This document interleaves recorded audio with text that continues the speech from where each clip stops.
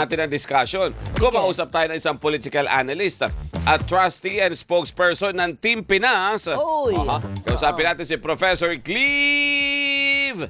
Gusto mo yan gano'ng kahaba? Professor Cleve Arguelles. Pwede, Prof, pwede. magandang umaga po. Doris at Robert sa Tandem ng Bayan. Good morning, sir. Hi, good morning Robert, Doris. Maraming salamat sa imbitasyon. Opo, ito, katatapos lamang po ng press conference ng DOJ. Ito po mga inanunsyo ng DOJ, maikukonsidera ba natin ito, Sir Cleve, Prof. Cleve, na significant development pagdating sa issue ng nangyari pong insidente ng pamaril sa Senado last May 13? Napaka-significant dahil ibig sabihin din ito, gumugulong na yung investigasyon doon sa una, ano ba talaga yung katotohanan doon sa pagpapatakas kay Senator Bato de la Rosa. Interes pa din naman yan ng ating mga kababayan. Marami pa tayong mga tanong dyan.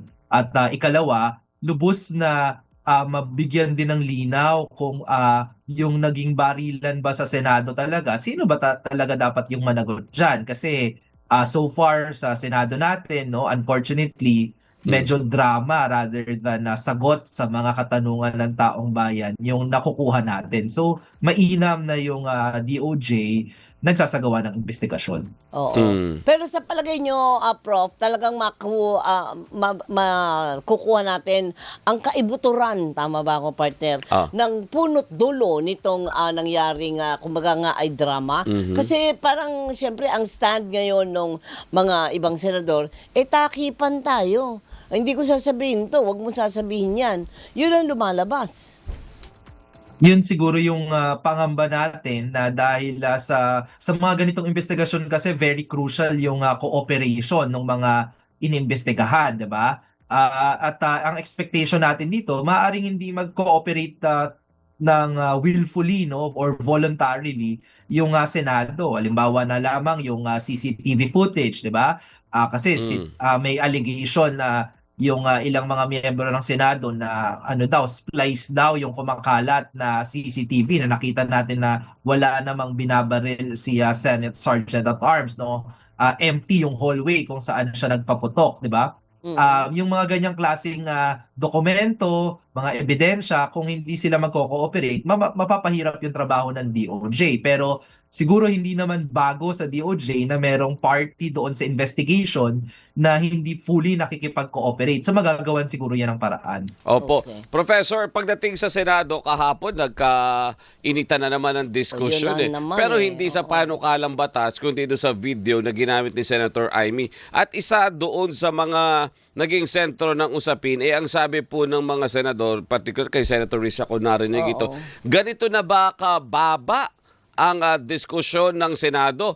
Ang sinasabi nila masyado nang nahatak pababa yung kredibilidad, yung institusyon ng Senado. Integridad. Integridad. Simula po na mangyari yung barilan at simula nang maupo ang current leadership ng Senado. At ang sinasabi, kailangan natin ng fresh start, sabi ni Senator Alan Peter Bago kahapon. naman, oo. Anong fresh start? Hindi pa nga ako nag-uumpisa. Fresh start kayo agad, sabi niya doon sa floor kahapon. Sa mga ganitong klaseng diskusyon, maikukonsidera ba natin na lahat sila naging contributory factor? Bakit ganyan na lang kababa yung tingin ng publiko sa kanila? Talaga, no? Grabe, parang ayaw tayong pagpahingahin ng mga senador natin. Linggo-linggo na lang may bagong drama. Ang hirap na ng buhay. Nakikidagdag talaga sila, nakikisali sila, no? I think yung nakikita natin sa Senado ngayon, no, linggo-linggo, talagang hindi nakakagulat kung marami sa ating mga kababayan ang sentimiento ay kagaya ng sinasabi ni Senator Risa Ontiveros na ang bumababa yung pagtingin sa Senado kasi mataas no, may ang mga senador talagang kapitapitagan dati, 'di ba? Ngayon, halimbawa si Senator Amy Marcos, 'di ba? Kinall out siya ng kanyang mga kapwa senador dahil hindi mo naman talaga dapat ginagamit yung Senate plenary, yung session hall, no, para sa mga ganong klaseng mga conspiracy video, no, o talagang fake news, no. Sabi din ni Senator Raffy Tulfo, how shall, 'di ba?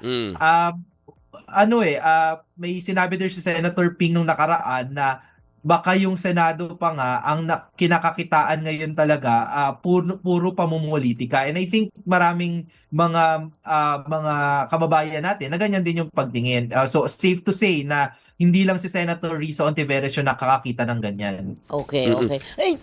Klaro ko lang, partner. May session pa ba ang Senado? Oo, meron pa silang. Oo. O kaya kahapon sa session yun mismo ipinalabas Okay. during the privilege speech ng Kaya Senator ko yan Amy. tinanong, partner. Gusto ko malaman kay Professor Steve.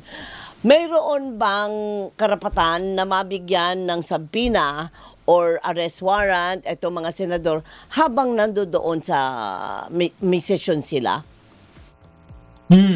Ang atin pong saligang batas nagsasabi na yan ay kapag more than 6 years yung pinapataw na penalty para doon sa krimen na sila po ay maaaring masakdal, wala pong immunity yung ating mga senador.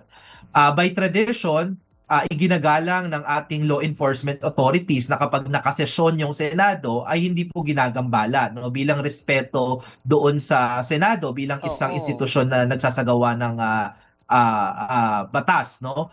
So yan po yung tradisyon. Pero at the second na tapos yung session, no, walang dapat pipigil doon sa ating law enforcement authorities na mag-serve ng arrest warrant, lalo pa kung more than 6 years naman yung penalty. So yan yung halimbawa nung kay Senator Bato de la Rosa. Kaya nga dahil alam naman nila yung tradisyon, alam din nila yung batas, kinailangan siguro talaga siyang itakas palabas ng Senado dahil kapag nagtapos yung sesyon, hindi na siya mabibigyang proteksyon, yung tinatawag na protective custody ng Senado. Okay. Professor, kahapon ang sabi ng Senate leadership ni Senator Alan Peter Cayetano, walang mga 11 sa 13. Walang onsehan? Oo, sa 13. 11 yung kabila, 13 yung kabila. Ala. Habang ganito ba ang numero, Professor, talagang napaka-unstable at masyado magiging political yung discussion, magiging personal yung discussion kasi nga, anytime in a blink of an eye, Maliit pwede magpalit ng leadership. Oo. Yun yung natutanghayan natin ngayon na dahil masyadong maliit yung nahawak na numbers ng majority, talagang at any time merong posibilidad na magkaroon ng pagbabago sa liderato ng Senado. Kaya nga parang araw-araw na lang may balita na may panibagong Senate President, no? Oo. Pero yung reaction ko dun sa sinabi ni Senate President Alan Peter na wala daw mag-oonsehan doon sa 13, pero ang lumalabas, di ba, medyo na 11 ata si Senator Loren Legarda na dapat siya daw yung napagkasunduan na maging Senate President. So baka yan at the very beginning ng bagong Senate leadership, meron na atang onsehan na naganap So highly likely din na may magkaroon ng tampuhan dyan very soon, no? Pero sa ganyang klaseng sitwasyon, Professor, partner, ano ang inaasahan ng taong bayan na kumbaga ay matutuldukan ba ito kasi for all the reasons na gusto nila magkaganito, gusto nila magkaganyan, gusto nila parang wala nang wakas, di ba? Hindi na natin malaman kailan matutuldukan ito at sila ay talagang sasabak na sa totoong trabaho nila. Ito po yung pinapakita ng Senado natin sa ngayon, hindi yan yung inaasahan ng ating mga kababayan, 'di ba? Ang inaasahan ay magtatrabaho sila at magsasagawa ng kanilang trabaho bilang mga mambabatas. Pero hindi yan yung kinakakitaan natin, 'di ba? Ito kahapon si Senator Amy nagkakalat ng pekeng balita sa plenary. Hindi yan mabuting halimbawa. Tapos yung ibang mga senador naman nakaraang linggo, kailangan kakamustahin. Yung isa naman, bawal tanungin, bawal masigawan. So parang puro personal na drama yung ipinapakita sa ating mga kababayan.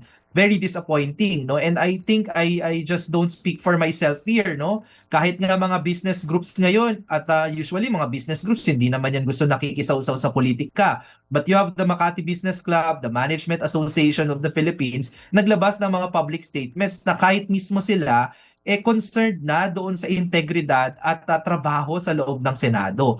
So I think marami sa atin talaga yung disappointed sa nangyayari ngayon with the Senate majority, with the Senate leadership at kagaya nga ng nabanggit ni Senate President Alan Peter, baka talagang kailangan ng fresh start, no?